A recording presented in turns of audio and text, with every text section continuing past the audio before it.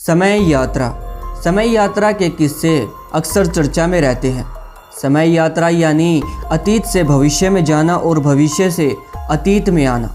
समय यात्रा एक ऐसी गुत्थी है जो आज भी रहस्यमय है, लेकिन अगर मैं आपसे कहूं कि एक ऐसा ही समय यात्रा हो चुकी है जब एक इंसान 1876 से समय यात्रा करके भविष्य में आता है। हेलो दोस्तों, unseen secret of the world में आप सभी का एक बार फिर से हार्दिक स्वागत है। बात है जून 1951 की, जब देर रात 11 से 11:30 बजे के बीच न्यूयॉर्क टाइम स्क्वायर के सामने एक आदमी अचानक प्रकट हो जाता है। उसे देखकर आजू बाजू के तमाम लोग आश्चर्यचकित हो जाते हैं। उसकी वेशभूषा वहाँ के सभी लोगों से भिन्न थी, क्योंकि उस व्यक्ति ने 1800 सदी के कपड़े पहन रखे थे और वो व्यक्ति भी आसपास का माहौल देखकर काफ़ी हैरान और परेशान हो जाता है और घबरा जाता है, मानो जैसे उसे लग रहा हो कि वो किसी अलग ही दुनिया में आ गया है।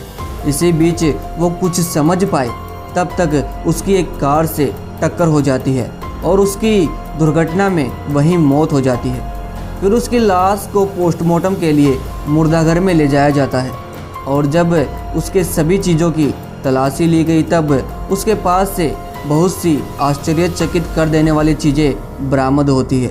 उन चीज़ों में तांबे का एक टोकन था, एक बिल जिस पर घोड़े के तबेले का पता और नाम लिखा था, एक बिजनेस कार्ड था जिस पर रिडोल्फ फिज नाम लिखा था और उस पर फिफ्थ अवे इस प्रकार का पता था, और उसके पास से $70 के पुराने नोट भी बरामद हुए जो एकदम नए लग रहे थे, और एक खत भी बरामद हुआ जिस पर 1876 का एक स्टैंप लगा हुआ था।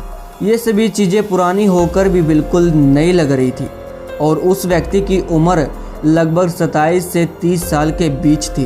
ये सभी रहस्यमय चीज़ों को देखकर वहाँ के सभी पुलिस अधिकारी हैरान और परेशान हो जाते हैं। तो फिर न्यूयॉर्क पुलिस ने इस केस के इन्वेस्टिगेशन के लिए कैप्टन रिम को चुना, जो न्यूयॉर्क पुलिस में मिसिंग पर्सन डिपार्टमेंट में काम करते थे। और फिर कैप्टन रिम अपने काम पर जल्दी से जल्दी लग गए। उन्होंने उस बिल और टोकन के अनुसार तबेले और सैलून की खोज करनी शुरू कर दी, पर ऐसी जगह उन्हें कहीं भी नहीं मिले। फिर उन्होंने वहाँ के बड़े बुजुर्ग व्यक्तियों से भी बातचीत की।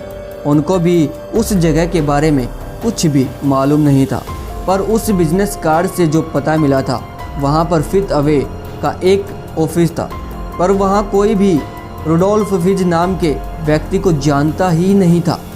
अब उसके पास मिले बिजनेस कार्ड से ही उसे रुडोल्फ फिज नाम दिया गया जो उस पर लिखा था, और लोग इसी नाम से उसे जानने लगे। फिर कुछ दिनों बाद कैप्टन रिम को एक टेलीफोन डायरी में एक नाम दिखा, वो था रिडोल्फ फिज जूनियर। ये टेलीफोन डायरी 1939 की थी। तो फिर क्या था, कैप्टन रिम जल्दी से जल्दी अपने काम पर लग गए, पर वहाँ जाके पता चला कि रुडोल्फ फिज जूनियर की मौत 5 साल पहले हो चुकी है, मगर उसकी विधवा पत्नी फ्लोरिडा में रहती है।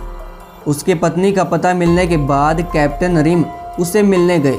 तो फिर रुडोल्फ फिज जूनियर के पत्नी ने जो बात बताई वो हैरान और चौंका देने वाली थी। विधवा पत्नी ने उन्हें बताया कि रुडोल्फ फिज जूनियर, ये व्यक्ति रुडोल्फ फिज जूनियर के पिता है, और वो 29 साल की उम्र में 1876 में अचानक गायब हो गए थे। उस विधवा पत्नी ने बताया कि एक दिन शाम को वो सड़क पर घूमने गए थे। उसके बाद ना ही वो कभी घर लौटे और ना ही उनका कभी पता चला, और ना ही किसी ने उनको उस दिन के बाद कभी देखा। इसकी पुलिस कंप्लेंट भी उन्होंने उस वक्त करवाई थी। ये पूरी बातें सुनकर कैप्टन रिम बहुत ही हैरान और परेशान हो गए।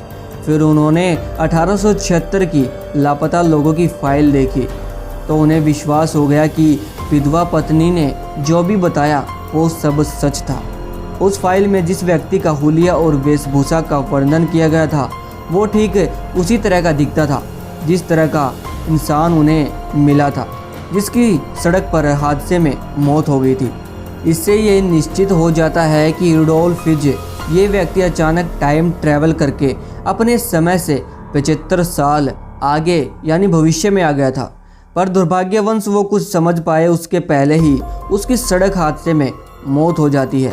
ये अब तक की सबसे बड़ी समय यात्रा की घटना मानी जाती है और तब से रुडोल्फ ह्यूज को एक टाइम ट्रैवल माना जाता है, जो अपने समय से अचानक टाइम ट्रैवल करके भविष्य में 75 साल आगे आ जाता है। दोस्तों, आपको क्या लगता है कि रुडोल्फ ह्यूज सच में 1876 से भविष्य में आया था? क्या सच में समय यात्रा की यह घटना सत्य है या फिर एक काल्पनिक बातें ही है? इस पे हजारों सवाल हो सकते हैं, लेकिन ये सारी बातें हो सकती हैं सच हो। आपकी इस बारे में क्या राय है? हमें अपनी राय ज़रूर दीजिएगा और चैनल को सब्सक्राइब कीजिएगा ऐसी ही और वीडियो देखने के लिए। हम मिलते हैं आपसे अगली वीडियो में, तब तक के लिए धन्यवाद।